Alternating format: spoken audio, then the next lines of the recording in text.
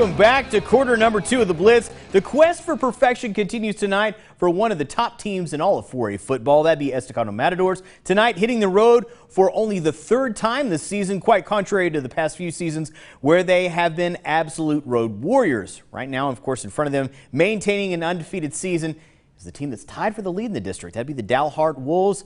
Up to the Panhandle we go. And yeah, a dark and stormy night. Pretty ominous, pretty good omen though for the Mats. Jeremiah Dobbins there gets the ball and takes it 30 yards before he's eventually knocked out of bounds.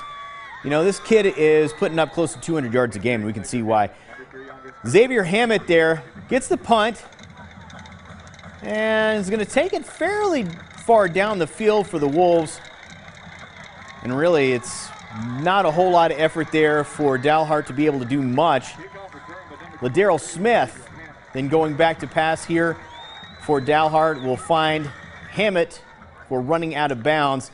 But you know what, as we've talked about before, Estacado really was just dominant all game long. Let's take a look at that score. 27-0. The Mats are now 8-0 on the season. Staying in that same district, we're going to find Levelland. The Borger Bulldogs, Levelland's Connor Alexander attempts to run the ball, but is stopped short by Borger's Oscar Loya. Whereas Carmen Hernandez attempts a shot there in the dark to Hunter Wilkinson, and it's almost picked off by Dylan Bordoya. And a squad of Levelland defenders are going to swarm Carmen Hernandez here, cause the upset in the backfield. And the Lobos, they look pretty good too. I think they're figuring things out, because right now they get themselves a much-needed win. Let's check on that score now. 41-14. Congratulations to the Lobos.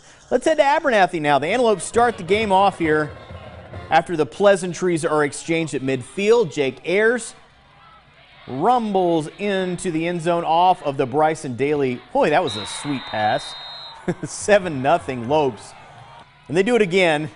And guess who? Yeah, Bryson Daly takes the ball, calls his own number. Why not? The Army commit in the zone. 14-0 Lopes.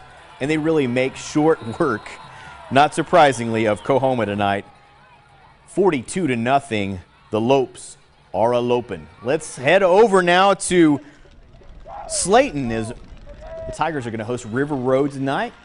First possession, they're in the red zone, and it's quarterback Laz Gualino who hands it off to Kavadrik Gober, and that's pretty good there. He'll run it in for the Tigers on the board, and they'll miss the 2-point conversion, though, 6-0. Tigers defense shutting out River Road in the first quarter. Gober would run in another one here to make it 12-zip. River Road does wake up in the second quarter, taking advantage of a turnover. The coach's kid, Lace Welps, gets this one in the end zone, but it is Slayton. Let's get a final score on this game between these two. Slayton wins this one 38-27. And finally, up in the Panhandle, Bushland. They're number 4 in the state for a reason, folks. They're hosting Littlefield, and you know, Jared Thompson drops back, finds Skylar Jaco, who makes the initial man miss, takes off down the sideline. Couple more misses, eventually going down, though.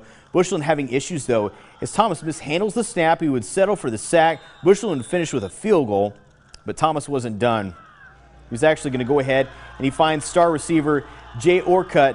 Orcutt rumbles for a touchdown, and it was all Bushland tonight. I can tell you that. 41-7. The Falcons fly rather high in this one. Some other 3A scores for you. Shallow-water, really no problem with Muleshoe. Look at that. Roosevelt has won their 2nd game. You know what, folks? They're knocking on the door of that postseason berth. Congrats to the Eagles there. And it was some other scores here. Idalou, a big win there over Colorado City. 38-6 is your final.